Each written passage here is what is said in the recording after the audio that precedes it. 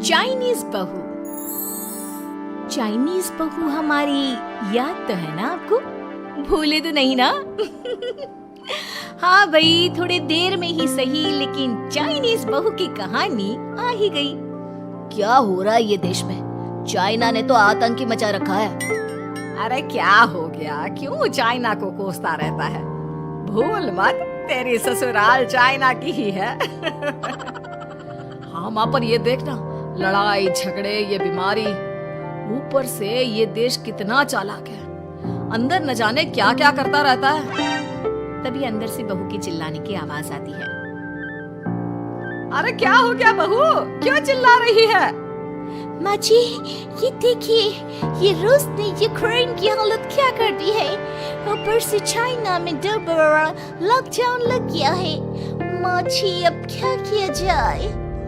अरे तो तुम लोगों को क्या परेशानी हो रही है? मैं तो यही नहीं समझ पा रही हूँ। वो क्या है ना माँ, हम लोग चाइना जाने की सोच रहे थे। सांगसू के भाई की शादी है। तो क्या? अरे कौन सा उन लोगों के यहाँ भाई घोड़ी चढ़ता है जो बहन काजल लगा कर नेक लगी? माँ जी, उसकी आंखें बहुत छोटी छोटी है, उसमें या तो पुतली रह सकती है या काजल। साले की पुतली निकाल कर काजल लगा दो, अंधा कहीं का। क्या क्या बोले तुम मेरे भाई के बारे में? अरे नहीं नहीं बहू, वो तो बोल रहा था कि तुझे नेग मिल जाएगा। बहन है ना तू उसकी। नहीं नहीं माँ जी, मैं सब समझती। ये मेरे भाई का मजाक बनाते रहते। कितना सीधा है मेरा भाई, बिल्कुल छिपकली जैसा। नहीं नहीं बहू, सीधा गाय जैसा होता है। सही पकड़े हैं माँ जी। हाँ, तो मेरे भाई की शादी है, मैं चाइना जरूर जाऊंगी। तभी एक पड़ोसन आ जाती है। अरे नहीं नहीं बहू, तू कहीं ना जा। हम लोगों का मन कैसे लगेगा तेरे बिना?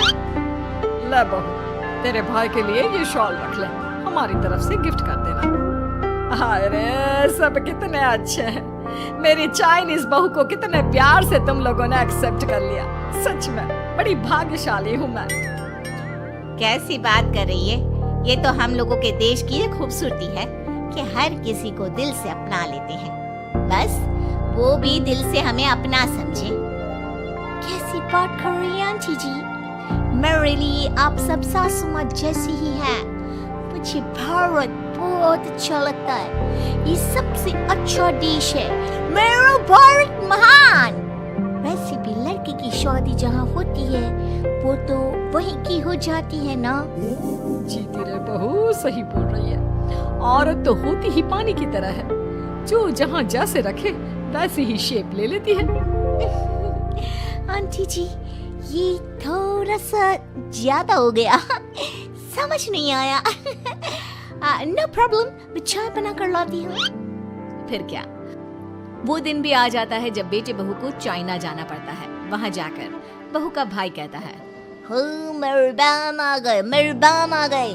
मैंने सबको बोला कि सब हिंदी में बात करेंगे, नहीं तो बहन नाराज हो जाएगी। थैंक्स बॉय, हिंदी मेरी भाषा है। अब मुझे उसमें बात करना अच्छा लगता है। आपने जीजा जी से मिलो। ओ बहन, तुम अंदर चलो। सभी बहू को अंदर लेकर चले जाते हैं, लेकिन सांगसू का पति, वो तो बेचारा चाइना के ससुराल के आंगन में अकेला खड़ा रहता है। काफी देर तक जब कोई उसे नहीं पूछता तो वो माँ को घर पर फोन करता है। हाँ बेटा, पहुँच गए ना कुशल मंगल? हाँ माँ, लेकिन सांगसू पता नहीं कहाँ है। वो तो अंदर गई है, तब से बाहर आई ही नहीं। अरे कैसी बात कर रहा है? तो तू अंदर चला जा, तू बाहर क्यों है? अरे दामाद है तू वहाँ का, उन लोगों ने तुझे बिठाया, चाय पानी कुछ नहीं पूछा? नहीं ना माँ। तभी सामने से सांगसू आती है। क्यों आप अभी तक तैयार नहीं हुए? और ये बैग लेकर क्यों कमरे से बाहर आए? इसे वहीं रख देते। कमरा? कौन सा कमरा? अरे कैसी बात कर रही हो? जब से तुम अंदर गई हो मैं बाहर ही तो खड़ा हूँ। बहू को बहुत हैरानी होती है और गुस्सा भी आता है। तभी उसका भाई और माँ आ जाते हैं। और सांगसू, अंदर खाना लग गया है। पहले ये बताओ कि मेरे पति को किसी ने खाना या पानी क्यों नहीं पूछा?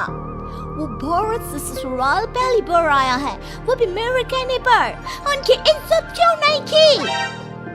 देख बेटी, तूने जबरदस्ती जिद में शादी की थी तो हम लोगों ने कर दी, लेकिन अब तुम ये सोचो, पूरी चाइना में मैं इस इंडियन को अपना दामाद बताऊं? So sorry. हाँ संगसू, और तुम भी चुप रहना, नहीं तो वो लोग मेरी शादी तोड़ देंगे। ओह, ऐसी बात है। कोई बात नहीं, मैं बाहर होटल में रह लेता हूँ, तुम वही करो जो ये लोग चाहते हैं। कैसी बात कर रहे हो? शादी के बाद पति जैसा भी हो, जो भी हो, पति होता है। वैसे भी तुम्हारे पूरे परिवार ने, सबने बिना सोचे मेरा साथ दिया, मुझे एक्सेप्ट किया, प्यार किया। मैं अपने देश में आपको अकेला कैसे छोड़ सकती हूँ? ये हिंदी फिल्म का ड्रामा बंद करो, मैं अभी अब बर्दाश्त नहीं करूँगी।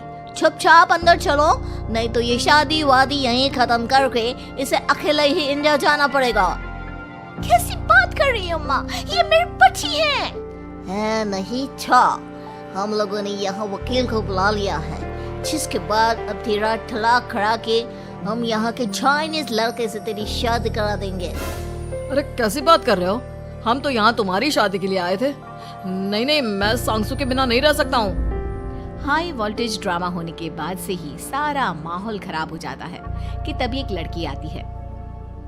मैंने सारा इंतजाम कर दिया है, सांगसू की शादी का मंडप परसों लग जाएगा, तब तक इसके पति को कमरे में बंद कर देते हैं।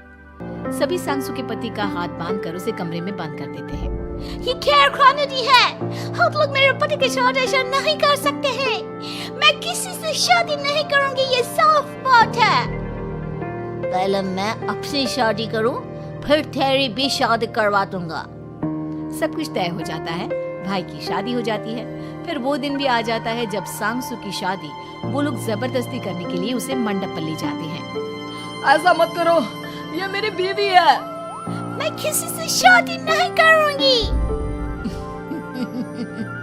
कैसे नहीं करेगी शादी? शादी तो तेरा बाप भी करेगा। हो, मैं करूंगा शादी। प्लीज कोई मेरी शादी किसी अच्छा औरत से करवा दे। चाप, बिल्कुल चाप। फिर माँ सांगसू और उसके पति से कहती है, तुम लोगों का बच्चा मेरी कैद में है, अगर तुम लोगों ने कोई भी होशियारी की तो मैं इस बच्चे को मार दूंगी। दोनों माँ का रूप देखकर हैरान हो जाते हैं। बच्चे की खातिर दोनों शांत हो जाते हैं और शादी की रस्में शुरू हो जाती है कि तभी सांगसू की सास पुलिस के साथ आ जाती है।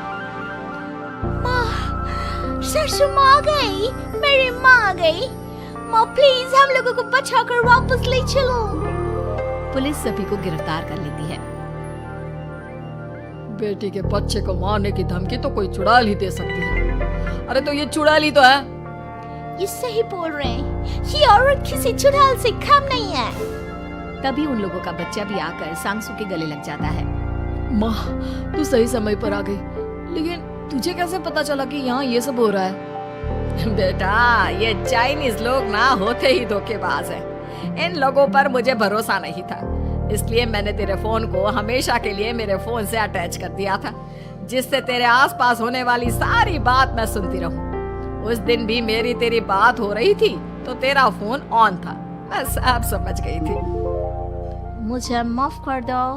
नहीं, बिल्कुल नहीं। चलिए माँ जी, इंडिया वापस चलते हैं। आज के